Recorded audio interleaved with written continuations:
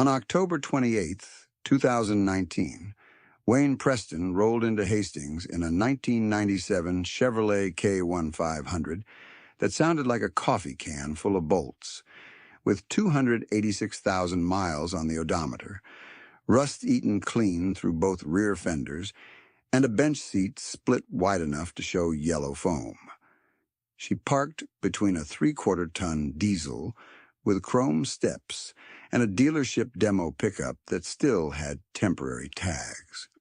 Her coveralls were patched at both knees, one cuff stitched with thread that did not match, and her seed cap had faded so far the logo was just a pale circle. In Adams County, that look came with a social label, hanging on, probably laid on notes.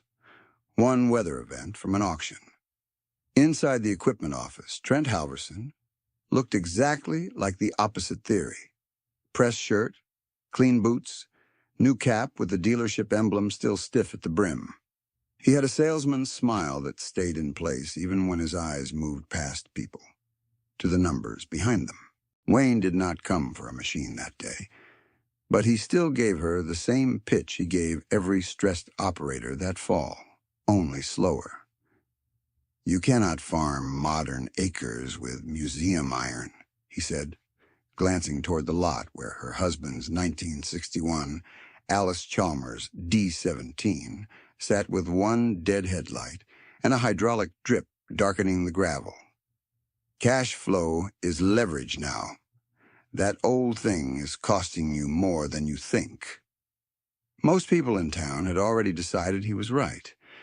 The D17 had been bought for salvage by her late husband for $900.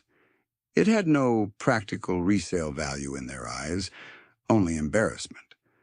But the machine was not the hardest number in Wayne's books.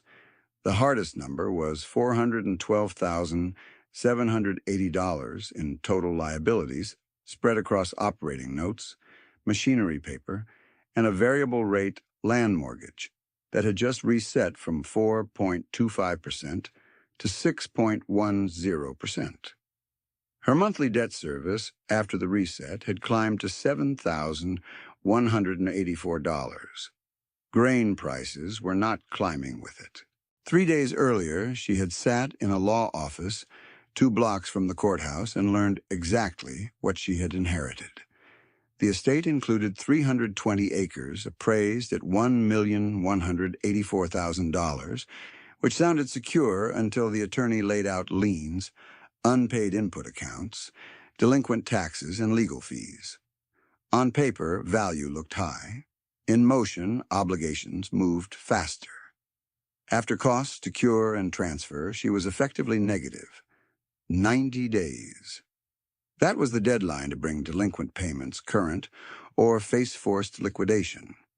Trent slid a printed sheet toward her with boxes highlighted in yellow. Trade the D17. Trade the worn planter. Roll existing notes into a 7-year package at 8.75%. New tractor and finance planter included. Total financed amount, with carryover and fees. $214,000 on equipment, plus refinanced trailing debt in a blended structure that would have extended her exposure deep into her 50s. Wayne read it once, folded it in half, and handed it back. "No new debt," she said. He gave a short laugh, not loud, just practiced. "Then you are choosing to shrink." She answered in the same tone she used for weather reports and fuel receipts. "For one season, yes." That was the beginning most people saw. Widow, old truck, old tractor, hard year. But her no new debt rule had not appeared out of pride or fear. It came from years of watching good people make one reasonable decision too many. Wayne was raised 10 miles east of Roseland, on rented ground her parents never pretended to own. Her mother tracked groceries in a spiral notebook down to the cent. Her father repaired belts and bearings until they could not be repaired again.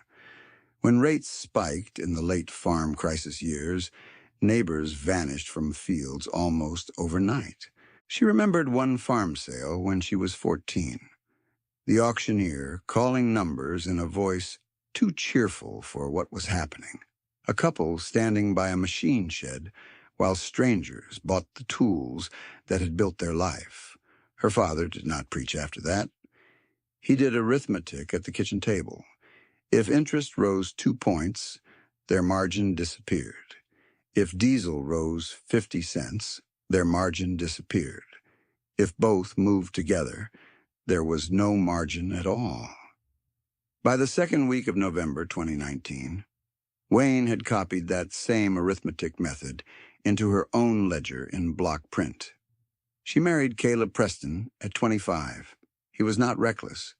He was optimistic in the way many capable farmers were in the 2007 through 2013 cycle, when rising commodity prices made finance growth look like discipline instead of risk. They bought and rented more acres in steps that seemed prudent at the time. In 2008, they added 80 rented acres at $210 per acre. In 2011, they financed a planter upgrade for $84,600 at 5.90%. Monthly payment, $1,638. In 2013, they signed a machinery note for a used combine package totaling $126,400 at 6.25%.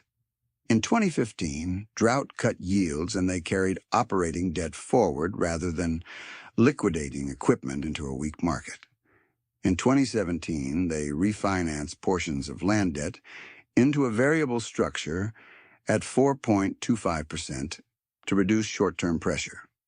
That kept them alive in the moment and exposed them later.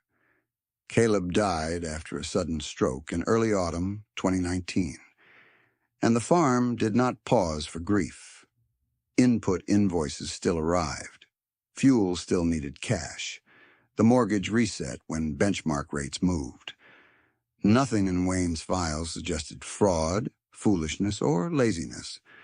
The books showed what they usually show in farm country: decent people making rational choices under uncertain prices, then running out of time. Wayne understood that if she was going to turn a negative estate into debt-free title in 3 years, the hinge would not be luck. It would be sequence. Wayne's first sequence was liquidation without collapse. She walked every shed and tagged machinery into 3 categories: essential this season, useful but non-essential, and sentimental with no earning role. Sentiment lost. In December 2019 and January 2020, she sold a hay rake, an older gravity wagon, a spare tillage tool, and 2 underused trailers for a combined $38,600 after fees. That number mattered less as cash than as leverage over the deadline clock. She applied every dollar to the most punitive notes first. Her second sequence was rent renegotiation. She met 2 landlords on separate mornings and told them she would either reset terms or release acreage. No anger, no drama, just numbers. On 120 rented acres, rate dropped from $285 to $220 per acre for 1 year, a savings of $7,800. She gave up another block of higher-cost rented ground entirely, reducing planted acres but protecting solvency. Her third sequence was household austerity, detailed enough to be boring, which is exactly why it worked. Annual household spending was cut to $23,940. Property taxes and insurance, $7,920. Utilities, $3,840. Food, $6,360. Fuel for personal use, $2,280. Clothing and medical copays, $2,040. Miscellaneous, $1,500. No vacations, no vehicle upgrade, no financed appliances. The K1500 stayed in service with salvage yard parts and labor she did herself when possible. In spring 2020, the D17 proved every critic partly correct and entirely early. During planning, the clutch began to slip under load. Trent called twice that month, each time with a cleaner version of the same argument. Roll repairs into financing, preserve operating cash, modernize now. Wayne priced the repair two ways: dealer route, transport, shop labor, and bundled updates estimated at $9,700. Cash route: used clutch assembly, seals, hydraulic hose, and machine shop work, totaling $1,184, plus her own nights in the shed. She chose nights. 3 days passed before the bank manager returned her call about delinquency cure status. Wayne read him line items, not intentions. Asset sales posted. Rent reset executed. Household budget reduced. Repair expense contained. He granted extension terms contingent on monthly reporting. By harvest, close in 2020, she had paid $31,420 in interest and still forced $71,000 against principal across the most expensive obligations. It was not dramatic. It was directional. In 2021, with corn at 187 bushels per acre on her core ground and soybeans at 56 despite drought stress, she cleared another $96,300 in principal reduction. Early 2022, she retired the final short-term operating note. People still saw the truck first, then the coveralls, then the old tractor with mismatched paint. Wayne preferred it that way. Appearance had never once made a payment, and arithmetic did not care who laughed first. The next morning, she took the same rust-cut K1500 into Hastings for a spring input meeting at the cooperative office, parked under a bright security light that made every dent look intentional, and walked in carrying a legal pad with 3 columns: cash out, cash in, principal cut. The room held polished belt buckles, clean fleece vests, and lender packets clipped in branded folders. Trent Halverson stood by the coffee urn in a pressed blue shirt, talking about efficiency gains and planned upgrades. When Wayne signed in, a younger salesman glanced at her patched sleeve and then at her boots and lowered his voice as if pity were courtesy. Trent did not lower his. "Still running that D17, he said, smiling toward the room. "You cannot build scale with nostalgia." Wayne poured coffee, opened her pad, and answered with numbers. Input prepay, $48,300. Fuel set at $14,600 cap. Repair reserve, $12,000. Total operating budget, $74,900. She paused long enough for the room to settle. No bank operating line. One landlord at the back looked down at his own packet and shifted in his chair. Trent smiled again, but it was a narrower version now. "Cash only sounds clean," he said, "until weather writes your balance sheet for you."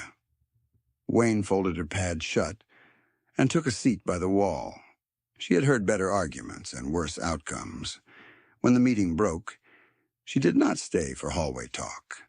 She stepped back into the wind, set the coffee cup on the truck floor, and drove home along roads she could run by memory in the dark. The arithmetic was not motivational language to her. It was a stress test. She had already seen what happened when a payment looked manageable in March and predatory by August. One machine note from years back had taught the pattern early. A used sprayer financed at $79,400 and 6.40%, $1,336 due each month, interest accumulating quietly while repairs and input spikes crowded out extra principal. Nothing failed all at once, which was exactly why it was dangerous. The variable rate refinance in 2017 reinforced the same rule with land instead of iron. On 500, $12,000, a move from 4.25% toward 6.10%, stripped out roughly $9,472 a year in interest room without changing a single acre, hour, or weather forecast. She no longer argued with that lesson. She operated around it. By early April 2022, Wayne put her philosophy into a sequence strict enough to survive stress. She taped a one-page rule sheet inside a cupboard door over the kitchen sink. Rule 1. No new principal unless retired inside 12 months. Rule 2. Every grain check split on arrival, not by mood. Rule 3. Repairs before upgrades. Rule 4. Cash discounts counted as yield. Rule 5. Personal lifestyle never rises with one good year. She did not frame those rules as morality. She framed them as margin defense. The grain check split became mechanical. At first, while any short-term exposure remained, she had run 50% to debt retirement, 30% to operating cash buffer, 15% to repairs and parts, 5% to giving. Once the final operating note cleared in early 2022, she revised buckets to the structure she had written in her legal pad. 35% land reserve, 30% tax and insurance reserve, 20% operating buffer, 10% repairs, 5% giving.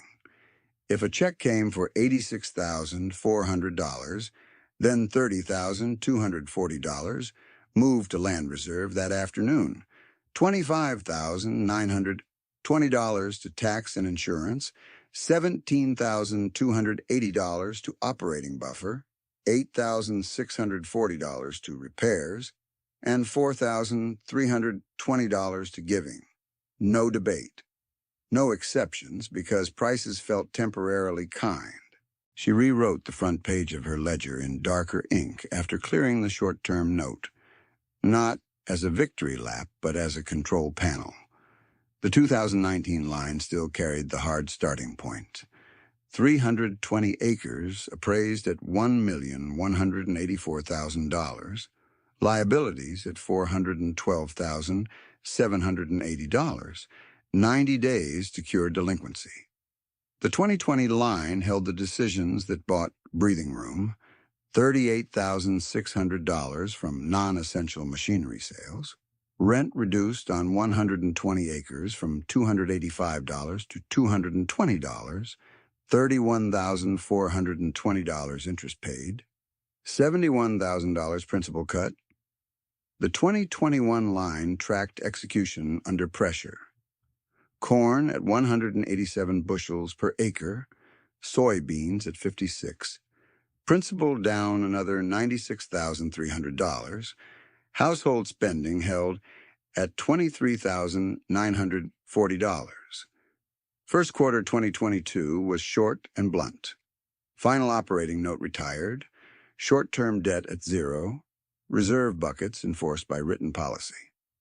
Numbers like that were not dramatic in a coffee shop conversation. They were devastating in a 5-year comparison. Conventional advice still pressed in. One lender representative, to his credit, polite but very certain, suggested she could optimize taxable income and growth by financing a newer tractor package and preserving liquidity. His draft terms were clear: $238,500, financed at 7.95% over 7 years. Monthly payment $3,717, total of payments $312,228.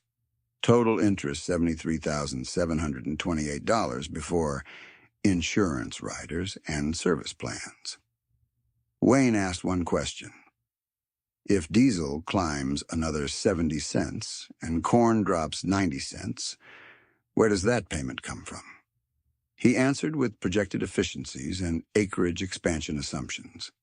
She answered by declining to sign and mailing a principal-only payment of $18,000 to the remaining land obligation that same week. By the second week of May, input markets did exactly what her rule sheet had been built for. Fertilizer quotes that had run near $500 to $10 per ton moved above $900 on some blends. Diesel, which had sat in a manageable band the prior season, jumped hard enough to force immediate replanning. Operators carrying large finance stacks did not suddenly become careless people. They became exposed people. Eli Sorensen had done what many advisors called smart scaling.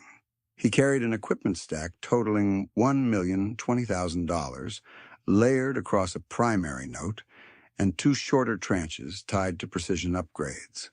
When rates reset and input spikes arrived together, his cash requirement outran his acreage margin.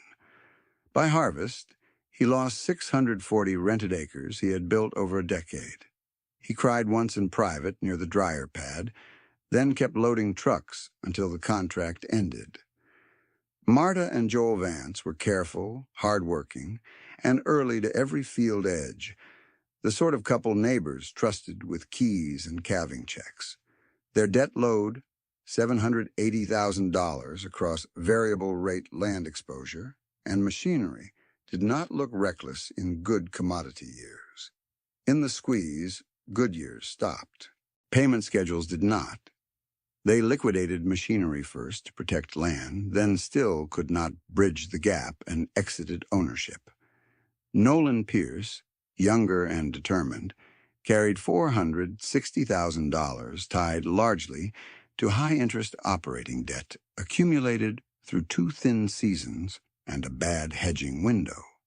Bankruptcy filing came in stages, each paperwork packet smaller than the last, each one still heavy.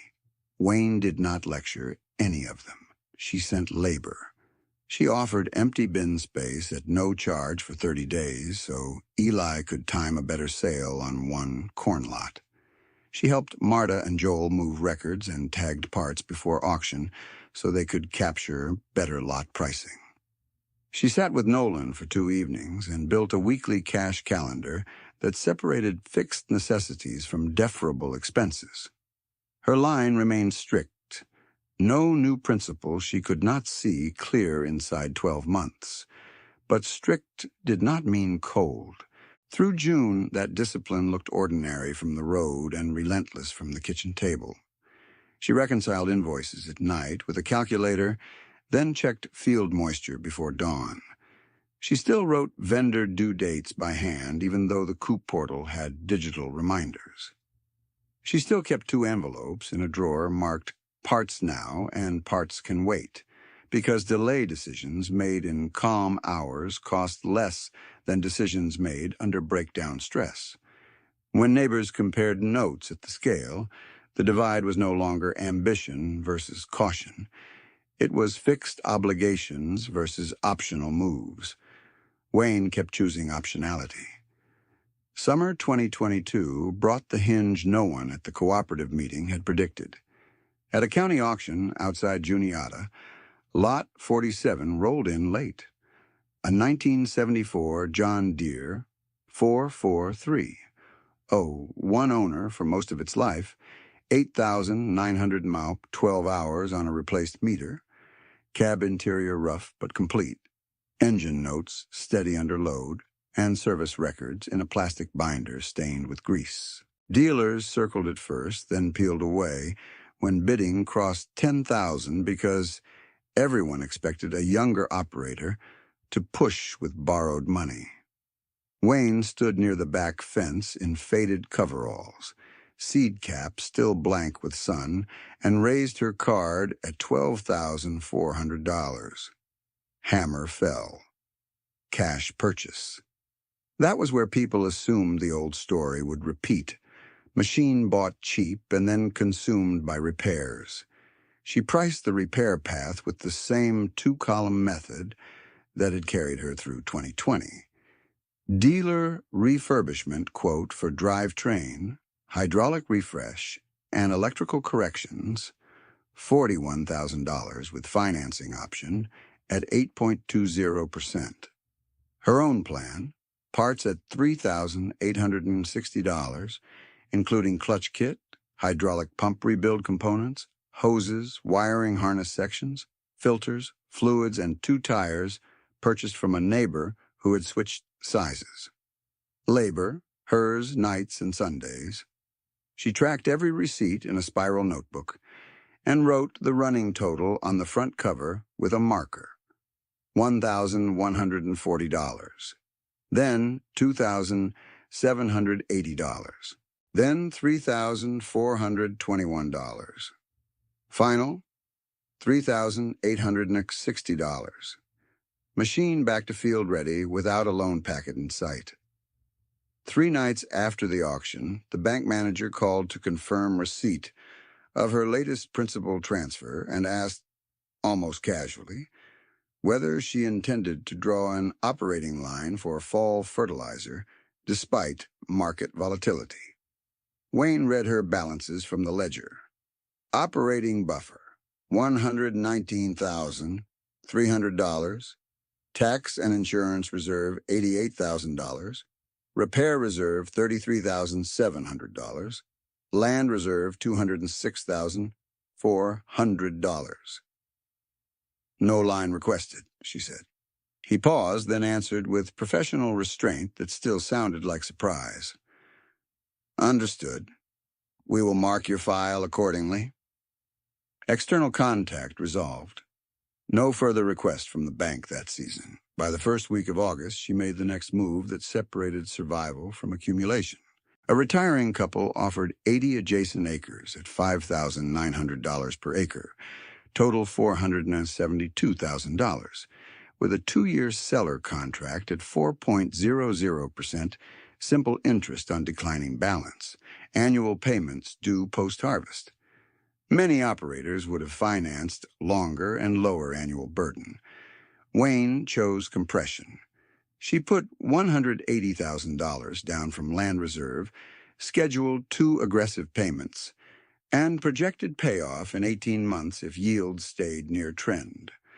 Her written note in the margin said only this: control acres that touch your acres, then sleep better.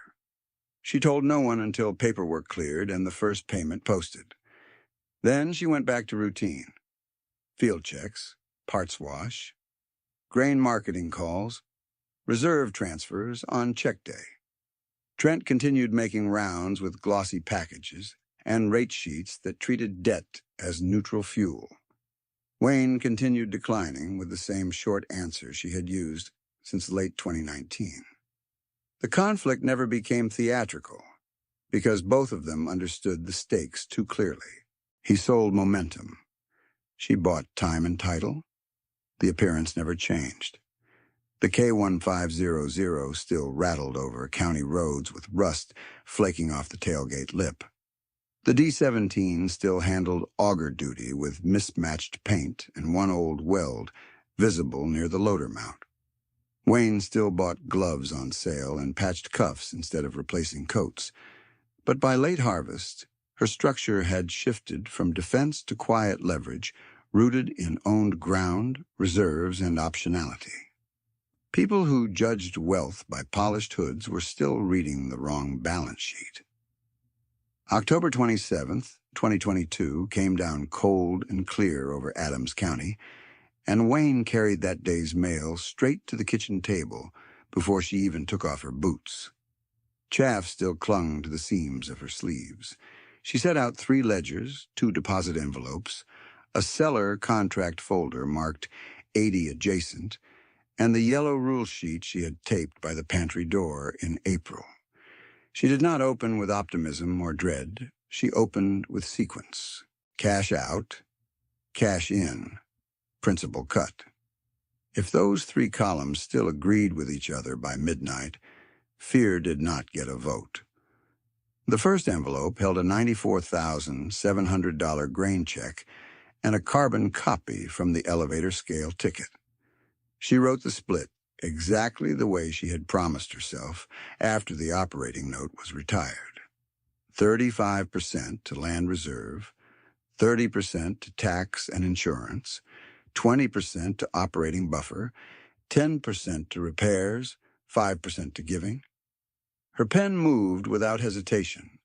$33,100 $45, $28,410, $18,940, $9,470, $4,735. Then she stapled the transfer confirmations to the back of the sheet. The second envelope held $63,280 from another load series. Same process, same split. $22,148 to land reserve, $18,984 to tax and insurance, $12,656 to operating buffer, $6,328 to repairs, $3,164 to giving. Nothing ceremonial. Just arithmetic turning income into options. She checked the reserve balances against the running totals she had carried all season. Operating buffer, $119,300. Tax and insurance reserve, $88,000. Repairs reserve, $33,700. Land reserve, $206,400 before tonight's editions finished posting. Then she opened the adjacent land contract and reread the line she already knew by heart. 80 acres at $5,900 per acre. Total $472,000, with $180,000 down, and a compressed seller note she intended to kill in 18 months, not 24. The target mattered because Rule 1 still stood. No new principal unless there was a visible path to retire it fast. The note existed because it fit that rule, not because she had relaxed it. A legal pad sat to her left with next 90 days across the top. She wrote obligations due, then decision points ranked by consequence, seller contract interest window, input timing, property tax dates, insurance renewal. She did not hide the older numbers that had shaped this discipline. She pulled the 2019 tab and copied the red ink figure from the first week she had taken over a loan. Liabilities, $400, $12,780, 90-day cure clock active, variable rate reset at 6.10%, monthly debt service, $7,184. Then she pulled 2020 and 2021 tabs and copied only what affected current policy. Non-essential machinery sold net $38,600, interest paid $31,420 at harvest, close 2020, principal cut $71,000 that same season, household spending held to $23,940, then drought year yields that still reached 187 corn and 56 soybeans, with another $96,300 principal reduction. These were not nostalgia entries. They were operating proof that austerity and timing had not been temporary theater. Her phone vibrated against the table edge before she capped the pen. Eli Sorensen's name lit the screen. "Wayne, you still got bin room for one corn lot?" His voice carried wind and idling diesel. "I can move tonight. I just need 30 days, so I'm not dumping into this bid." "How many bushels?" He gave the number, then added, "I can pay storage." 30 days, no charge, she said. "You cover freight? I'll meet you at the south bins in 40 minutes. He exhaled like somebody had loosened a bolt in his chest. "Thank you." When she hung up, she looked at his file card clipped inside the county default notes she had started keeping after May's input price shock. Eli's structure had been textbook aggressive in expansion years. 640 rented acres, 3 equipment notes, about $1,020,000 total stack. What had once penciled at then normal commodity prices had started bleeding when rates rose and input costs rose with them. Payment pressure moved from roughly $12,140 a month toward $16,800 once resets and rollover terms landed. There was no moral lesson in it, only non-trivial sequence risk. One shock was survivable. Two in the same quarter could erase a decade. She pulled on her jacket, met Eli at the bins after dark, and helped run loads under the yard light until both trucks were empty. He did not ask for a lecture, and she did not offer one. Work first, interpretation later. On the drive back to the house, she passed two machine sheds, one full of polished late-model iron, one half empty with sale tags still on the corner posts. The county looked prosperous from the road and unstable from the ledgers. By the time she came back inside, the kitchen clock read 8:22. Marta and Joel Vance were already parked by the old K1500, lease draft folded on Joel's knee when he stepped through the door. Wayne put coffee on, spread their pages beside her own legal pad, and started with assumptions instead of acreage pride. "You're using optimistic yield on both crops," she said, drawing a line through the first column. "Run this again with conservative numbers. Then run rent sensitivity at 3 price bands before we talk machinery." Joel rubbed at the bridge of his nose, but nodded. Marta leaned over the table and recalculated with her. Their prior structure had not failed because they were careless. It had failed because variable exposure on land and machinery, about $780,000 total, had repriced faster than their margin could absorb. Debt service, rising roughly $28,000 per year, had eaten through every household trim they attempted. They had sold one truck, delayed replacements, stretched repairs until delay started costing yield, and still ended up liquidating in order rather than in panic. Orderly could still hurt. When the revised sheet was done, Wayne tapped 2 lines with her pen. "This works if you keep machinery simple and decline both upgrades." Joel gave a short, humorless laugh. "The dealer will hate that." "The dealer can hate it," Wayne said. "You need this to survive bad bands. Not look good in a good one." Marta signed first, then pushed the paper to Joel. They left with a lean plan and working capital intact, which was the only kind of restart Wayne trusted anymore. At 9:40, Nolan Pierce knocked once and waited on the porch with his cap in both hands. He had custom hay customers lined up, but no affordable bridge for twine, fuel, and early repairs. His debt profile had always been the hardest because the cost was high from day one. About $460,000 weighted toward operating lines and supplier terms that punished delay. In quiet markets, a disciplined operator could grind that down. In volatile markets, each bad week compounded and the runway shortened faster than effort could recover it. Wayne sat him at the table, pulled the giving reserve ledger, and wrote a 1-page note. "I can do $22,500, 0 interest. Condition is written. 10% of every paid invoice goes to your own reserve account until this is repaid." Nolan read it twice. "Not just to you." "Not just to me," she said. "To your reserve first. This has to change structure, not patch 1 month." He signed. She signed. Then she photocopied the agreement, clipped one copy to her giving file, and handed him the other with a routing form for a separate savings account he would have to show monthly. Guardrails were part of the help. Close to 10, she called the bank manager to confirm tomorrow's transfer timing on the 2 grain checks and to keep the file clean on operating credit status before rumors filled in blanks. The manager confirmed principal transfer postings and repeated what the file already reflected. No operating line draw requested for the season.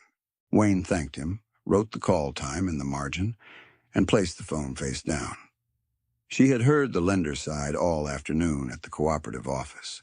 Higher minimum cash contribution thresholds on renewals, shortened supplier windows moving from 90 days toward 45 in some channels, tighter margin requirements around certain prepay and hedge positions after nearby defaults.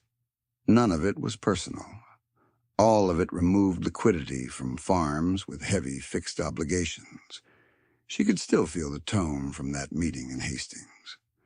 Trent Halverson had kept his pressed shirt, clean boots, and polished cadence, and he was still trying to turn skepticism into social pressure. He had leaned against the coffee counter and said loud enough for 3 tables, "You can't scale a modern operation on salvage and stubbornness, Wayne. Old iron eventually taxes you harder than finance." Wayne had answered at the same volume, calm and exact. "My spring operating budget was $74,900 cash only. No operating line. I declined your finance package in spring, and I declined another at $238,500 at 7.95 for 7 years. I sent $18,000, principal only, to land instead. That's still the policy." Trent had shrugged like she was making a personality choice. "That works until it doesn't." "Debt works until it doesn't," she said. Nobody applauded. Nobody needed to. The room understood the argument was no longer philosophical. Defaults had moved from distant anecdotes to local files. Back at her table, she turned to the machinery page and checked the numbers that had triggered most of the ridicule that summer. John Deere 443, bought at auction for $12,400 cash. Parts $3,860. Self-labor nights and weekends. Dealer alternative had been a $41,000 finance refurbishment she had refused. The tractor now carried real field load beside the D-17 on chore duty, and the repair reserve remained intact enough to handle failures without panic borrowing.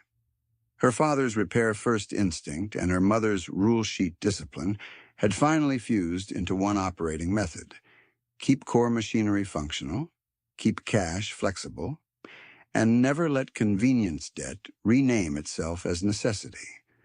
At 10:47, she opened one more worksheet, the 18-month price and yield stress grid she had drafted for the seller contract.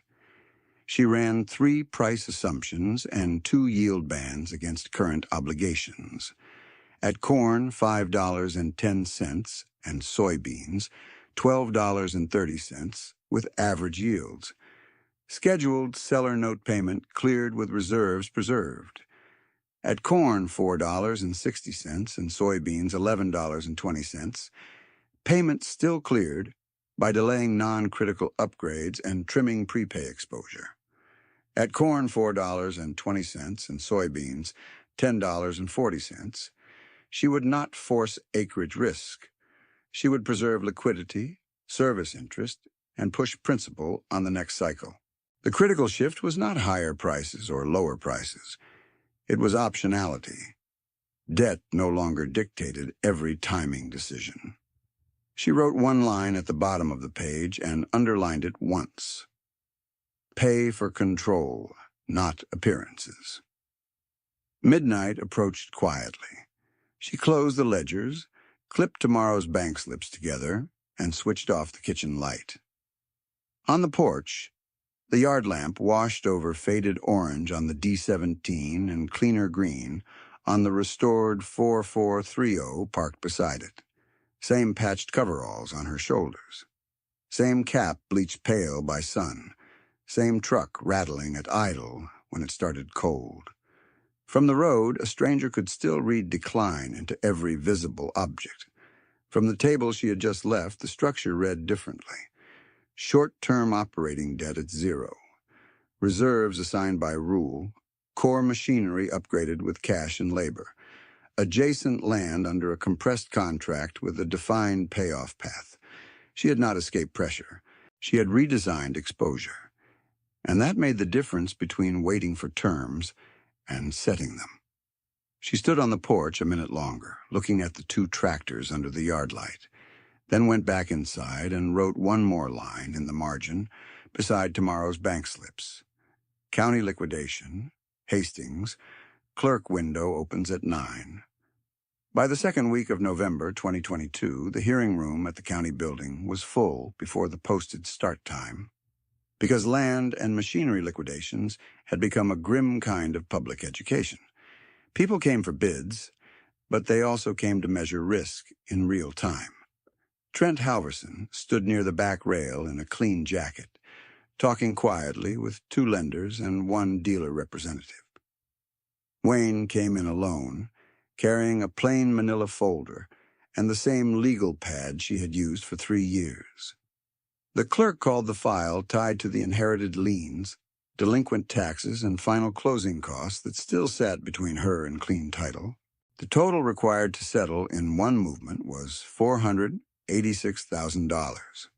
Trent looked over, then looked away in that practiced way people do when they believe the result is already written.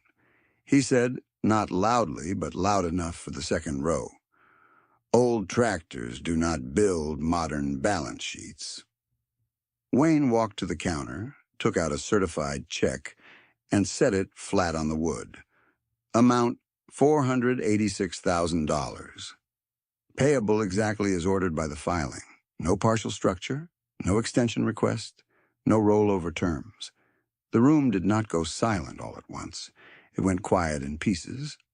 The clerk checked the check number, then paused and asked for verification protocol because the amount crossed the internal threshold. Wayne nodded. "Call it." She had expected that call. The branch manager confirmed funds, then confirmed something the room did not hear, but Trent did hear 5 minutes later when he made his own call from the hallway. After settlement, Wayne still held $612,000 liquid across designated reserves and money market balances. Not pledged, not borrowed, liquid. When the recording stamp hit the title packet, the legal position changed immediately. Inherited encumbrances resolved. Delinquency cured. Debt-free title recorded on 320 acres, with the adjacent 80-acre contract already on an accelerated payoff path. Witnesses who had spent 2 years reading scarcity off her sleeves now had to read arithmetic off official paper.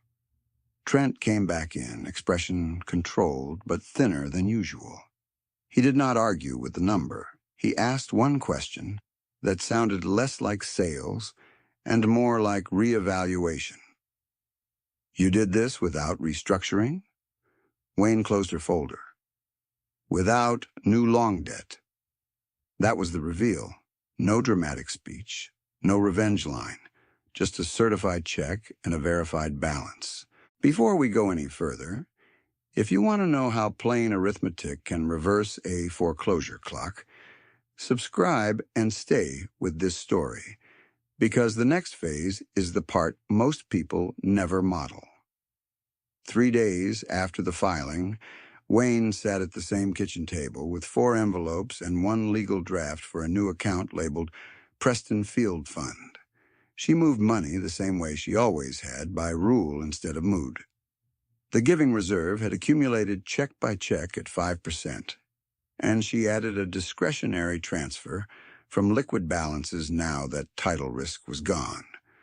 Total initial fund, $300,000. Structure: revolving microloans capped at $25,000, 0 interest, written repayment schedules, and 1 covenant on every note requiring recipients to build their own reserve while repaying. Eli Sorensen came first because his timing pressure was immediate, and equipment failure was about to cost him spring capacity. His request was plain. He needed a reliable planter toolbar and repairs on a grain cart before custom rates swallowed his margin. Wayne wrote a 0-interest equipment note for $40,000. Terms were specific: 5-year amortization, $8,000 principal, due each year post-harvest, no prepayment penalty, automatic 6-month extension only if drought was county certified and only if he still made a minimum $2,000 principal payment in that year. He signed without negotiation. The outcome was visible by planning. Eli secured a used toolbar for $28,500, spent $6,900 on hydraulic and meter rebuilds, and held the remaining $4,600 as parts contingency. Because no interest was draining cash, his effective annual burden stayed at principal only. By harvest 2023, he made the first $8,000 payment on time and added $11,400 to his own reserve, which had been another condition of the agreement. By 2026, he was farming 220 acres, current on every scheduled payment, and had not opened a new bank equipment note. Marta and Joel Vance came next. They did not need a speech. They needed operating traction without another debt spiral. Wayne prepaid one full season of seed for them, $27,600, directly to the supplier account so the assistance could not be diverted by short-term pressure. She attached two written requirements: maintain their lean machinery plan for at least 24 months and post quarterly cash reserve statements showing at least 8% of gross revenue held back before discretionary spending. They accepted both. Their first season back on 160 leased acres was not easy, but it was stable. Seed costs no longer front-loaded their spring cash burn, and they were able to time fertilizer purchases instead of taking worst-week pricing. In 2024, they posted positive working capital for the first time since liquidation. In 2025, they replaced one failing implement with cash used and paid in full. By 2026, they still leased 160 acres, carried no variable rate machinery debt, and had rebuilt enough liquidity to self-fund early input windows. Nolan Pierce already had the $22,500 bridge agreement from the October table night, but Wayne tightened it after title cleared and converted it into a two-stage covenant note. Stage 1 remained zero interest with monthly reporting. Stage 2 reduced principal pace in any month his savings deposit was missed, so he could not repay her quickly while ignoring his own reserve discipline. That design mattered. Nolan's custom hay operation had revenue volatility, and the old pattern was always the same. Good month, catch-up payments, then nothing set aside for breakdowns. With the covenant in place, Nolan changed behavior. 10% of each paid invoice went into reserve first, then expenses, then note payment. By late 2024, he cleared Wayne's note in full and still held $19,300 in savings. By 2026, he was running a custom hay route with no bank debt, 2 paid-off balers, and a fuel buffer that kept him from supplier interest traps during tight months. Let me stop here and ask you something. When margins tighten, do you optimize for faster growth or lower fixed obligation? Put your answer in the comments, then compare it to what happened in Adams County over the next 3 seasons. Wayne did not run the Preston Field Fund as charity theater. She ran it as disciplined local credit with humane terms and hard guardrails. In the first 20 months, the fund issued 12 microloans totaling $241,500, average note size $20,125. 9 were for repairs that preserved earning capacity. 3 were for input timing to capture cash discounts. Delinquency at 24 months, 0. 1 note required a weather extension under written policy. None rolled into interest-bearing penalty structures. The multiplier effect showed up quickly. Those 12 recipients collectively controlled or leased 3,420 acres by 2026. Conservative land value across operated acres using county-level blended estimates came to roughly $16,100,000 in productive base influenced by a $300,000 revolving pool.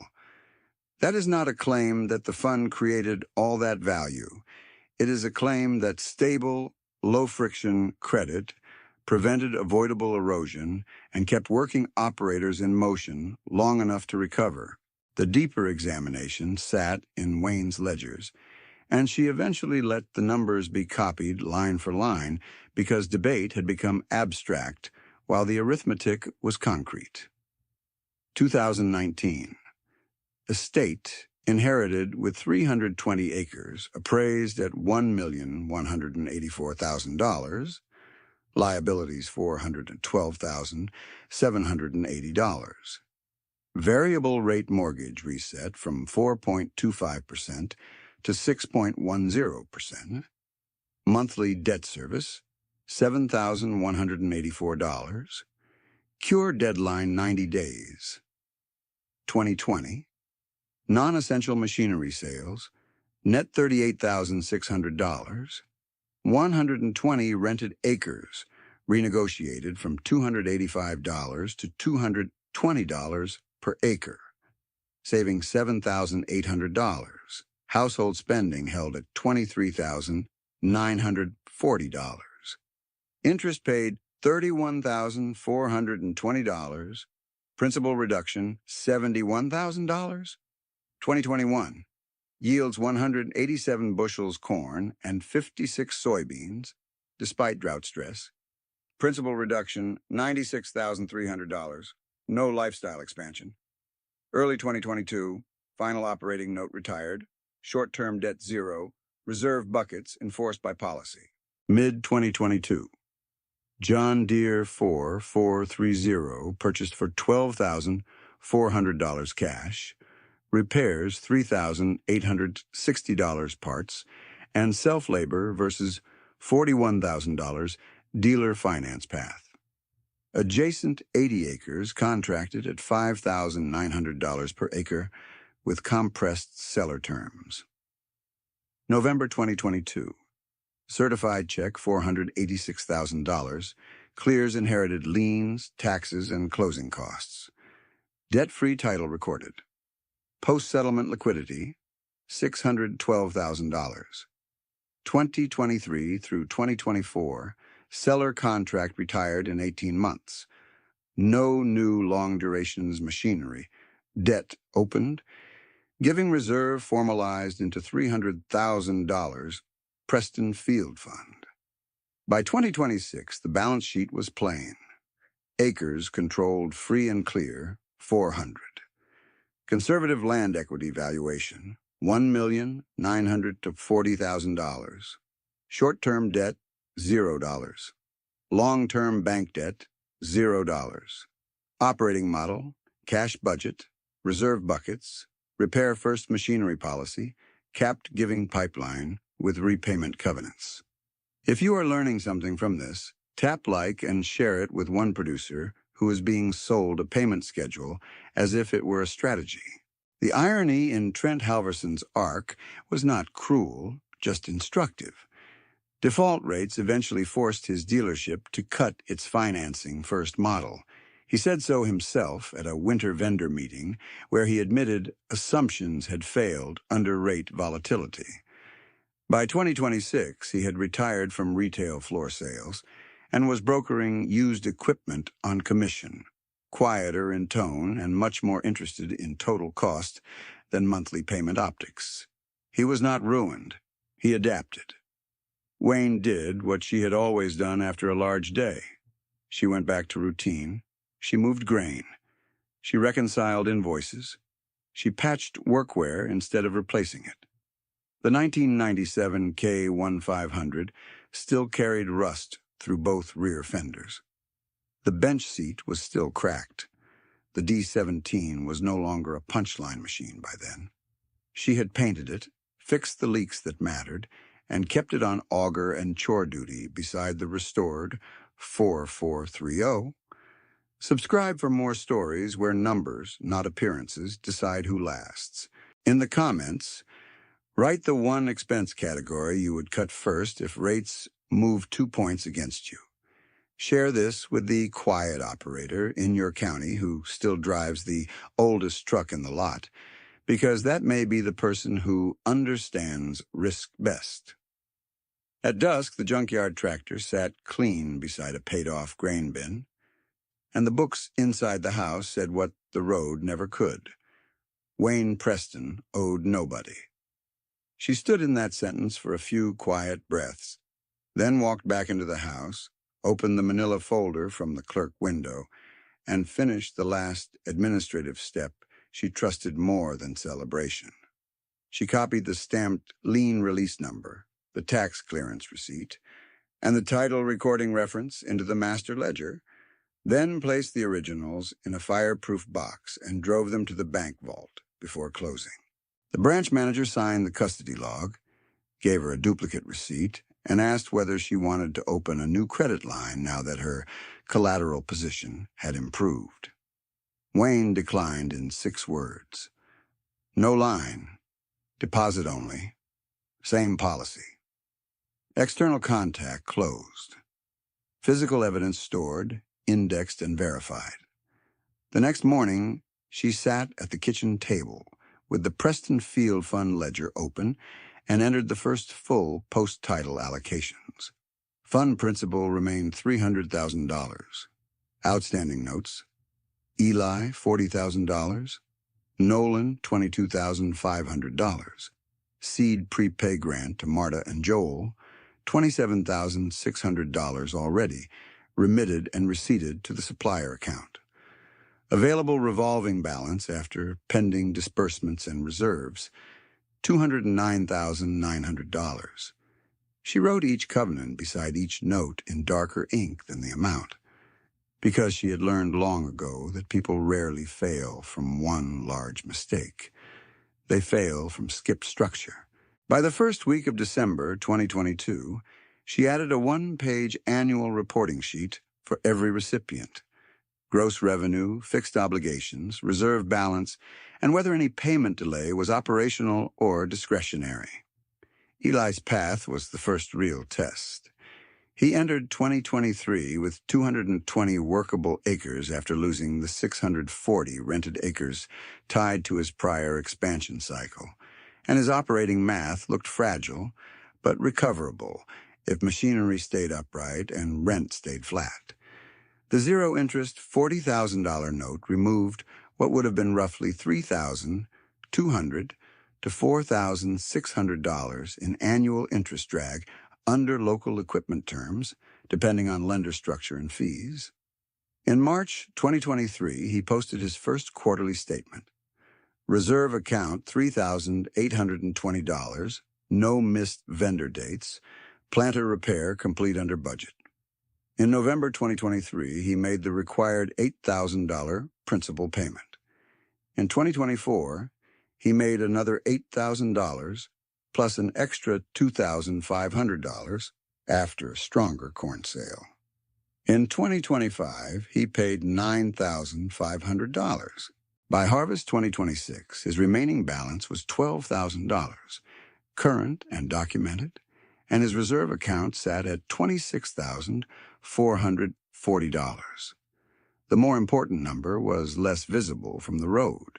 He had opened no new high-interest note. Marta and Joel Vance rebuilt more slowly because their injury had been structural and emotional at the same time. The $27,600 seed prepay did not make them wealthy. It gave them timing. They no longer started spring with the worst week financing terms, and that one change reduced early season pressure enough to make disciplined decisions downstream. By July 2023, they had met the first covenant target with an 8.4% reserve holdback on gross receipts. By December 2023, they closed the year with positive working capital of $18,900. In 2024, they retained the lean machinery plan, declined 2 upgrade pitches, and replaced a failing implement for $6,200 cash instead of financing a package at 8-point interest. In 2025, their reserve ratio held above 10% through harvest volatility. By the second week of October 2026, they still leased 160 acres, carried no variable rate machinery debt, and had enough liquidity to prepay a portion of fertilizer when seasonal pricing broke in their favor. They did not call it a comeback. They called it breathing room. Nolan Pierce's covenant note became the template for everyone else in volatile service work. His $22,500 bridge had two conditions that mattered more than the amount: reserve deposit before discretionary outflow, and monthly reporting with invoice-level detail. In January 2023, his reserve started at $0. In June, it reached $7,140. In December, despite repair interruptions and weather delays, it closed at $11,980 while principal fell on schedule. By September 2024, he repaid Wayne in full and held $19,300 in reserve, exactly the behavior shift the covenant had been built to force. From there, he kept the rule without supervision. In 2025, he purchased a second used baler for $14,800 cash, then overhauled Nodder components himself for $1,260 instead of financing a newer machine. By 2026, his custom hay operation ran with no bank debt and a fuel and repair buffer that covered roughly 4 months of ordinary volatility. He was still one weather event away from stress, as every operator is, but no longer one supplier statement away from collapse. As 2023 turned into 2024, the Preston Field Fund moved from one-off aid to a repeatable system. 12 microloans totaling $241,500 circulated through the account across repair preservation and input timing. 10 followed original schedules. 1 triggered the written 6-month weather extension, with minimum principal preserved. 1 paid out early with no penalty. Delinquency remained 0 through 24 months, not because every season was kind, but because every note required reserve behavior alongside repayment. By late spring 2025, recycled principal plus repayments restored deployable capital above $250,000, while the original endowment base remained intact. The arithmetic was plain and non-trivial.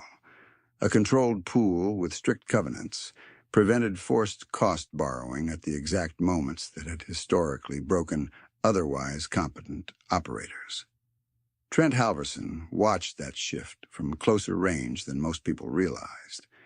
He had seen the certified check in 2022, heard the verification result, and then watched defaults climb among customers carrying financed stacks structured for easier years. In February 2024, his dealership reduced high-leverage package volume and tightened qualification metrics after repossession activity rose. In August 2024, he met Wayne at a county sale where 3 clean, older tractors brought stronger bids than expected, because buyers had started valuing paid-for reliability over showroom optics. Trent did not offer a speech. He asked for her worksheet template for total cost comparisons. Wayne handed him a photocopy with 2 columns, finance path and cash plus repair path, each with full interest and maintenance assumptions. He read it, folded it, and put it in his jacket pocket. By January 2026, Trent had retired from retail floor sales and moved into used equipment brokerage on commission. His income was lower in peak months and steadier in weak ones.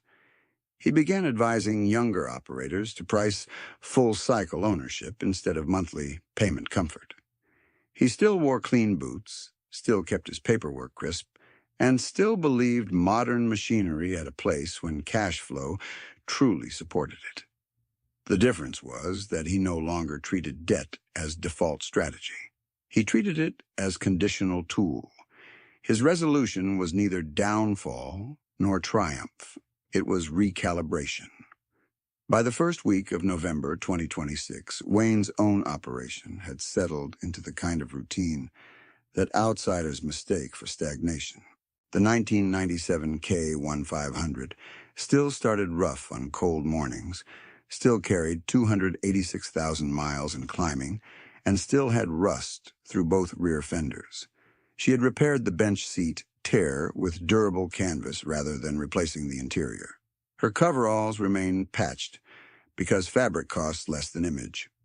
On machinery, the restored 1974 John Deere 443 O-handled core fieldwork and the 1961 Alice Chalmers D17, once dismissed as junkyard scrap, handled auger and chore duty with reliable hydraulics after staged repairs. She logged maintenance hours in a notebook, not for sentiment, but for cost forecasting. Equipment that looks old can be predictable. Equipment with unpredictable financing terms can look new and still destabilize a balance sheet. Her annual expense profile remained disciplined and transparent.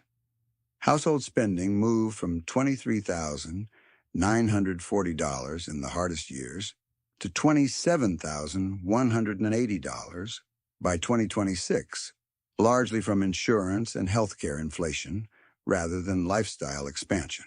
Farm operating costs fluctuated with inputs, but reserve buckets remained enforced on every grain check. Land reserve transfers continued even with no bank land debt because she treated future opportunity as a line item, not a hope.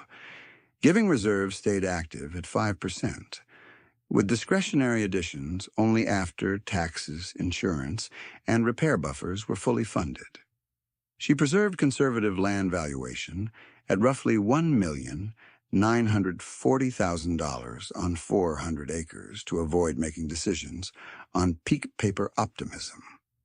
Her policy did not change with a good season. That was the point.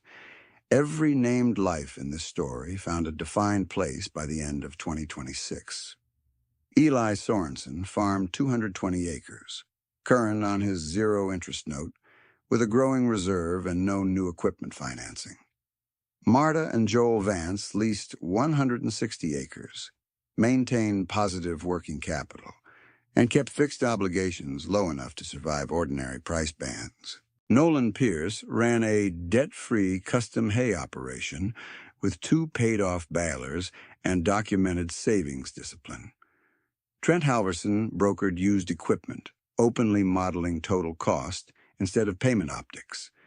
Caleb Preston remained present in quieter ways, in the land that was preserved, in the machinery discipline that outlived him, and in the ledger pages that turned loss into structure rather than drift. Wayne stayed in Adams County, still underestimated at first glance, still uninterested in proving anything through display. At dusk, on an ordinary evening, she parked the K1500 by the same paid-off grain bin and shut the engine down with the windows cracked. Wind moved across stubble. The D17 sat clean and serviced beside the 4430, faded orange next to faded green, both functional, both paid for, both answers to the same question. What does wealth look like in farm country when it is built to last? It looks like obligations reduced before comfort. It looks like reserves funded before upgrades. It looks like help offered with dignity and guardrails so it multiplies rather than vanishes. It looks like a woman in patched coveralls whose books are stronger than most polished balance sheets in the county. Appearance had offered one story for years. Arithmetic wrote the other one, line by line, until there was nothing left to argue. By the first Monday of December 2026, Wayne had the fireproof box receipt in her coat pocket and the original lien release packet back on the kitchen table for the annual audit she required before year-end taxes. She checked each document against the master ledger entry one more time, read the recording number out loud, and then slid the originals into a new sealed sleeve marked Title Clear, November 2022. Vault Verified, December 2026. At 10 that morning, she drove to the bank, signed the vault access log, and watched the branch manager initial the custody line beside her name. He set down his pen and gave the same half-curious look he had worn for 2 years. Still no line of credit request. Wayne shook her head. Still no. He smiled, not skeptical anymore. File remains coded. Deposit only. That last administrative thread closed exactly the way she wanted it. Paper-matched ledger, vault-matched paper, and policy matched all three. 3 weeks later, on a dry, cold afternoon before Christmas, the Preston Field Fund borrowers sat around Wayne's table one at a time with coffee, statements, and repair receipts. Eli came in first, hat in both hands, and laid down his 2026 operating summary. Gross revenue, $312,400. Fixed obligations, $61,700. Reserve balance, $26,440. He pushed an envelope across the table with a cashier check for $12,000 and a second slip showing $5,600 transferred to his own reserve. "That clears me with you," he said. Wayne endorsed the check, marked his note paid in full, and handed him a stamped release. "Now keep paying yourself first." He nodded once. "That part stays." When Eli stepped out, Marta and Joel came in with a binder organized in colored tabs. Their lease renewal for 160 acres was clipped to the front, and their quarterly reserve ratio held at 10.2%, despite a weak soybean stretch in late summer. Marta pointed to the cash flow page where seed and fertilizer timing had moved their spring burn rate down by $9,340 from their 2023 baseline. Joel added one detail with visible pride. They had paid $7,400 cash for a used no-till drill and refused a bundled financing offer at 8.10%. Wayne reviewed the numbers in silence, then tapped the reserve line. "Keep this above 8 even in bad months?" Joel answered with the understatement he had learned from her. "That is the plan." Nolan arrived at dusk with grease on his cuffs and a fuel ledger folded into quarters. His custom hay route had grown from 11 clients to 17, and he had kept his rule intact. 10% of paid invoices to reserve before anything else. Reserve balance now stood at $31,880. He spread photos of 2 paid-off balers on the table, then set down a typed one-page worksheet he had copied from Wayne's old template. Financed path against cash path, full-cycle costs side by side. "I used your sheet on a rake purchase," he said.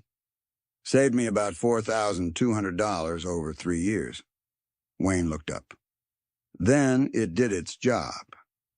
By March 2027, the multiplier effect had become measurable beyond individual recoveries. The fund had issued 19 total notes since inception, $389,000 cumulative deployed, with 14 fully repaid and 5 current. Weather extensions used under written policy, 2. Delinquencies past 90 days, 0.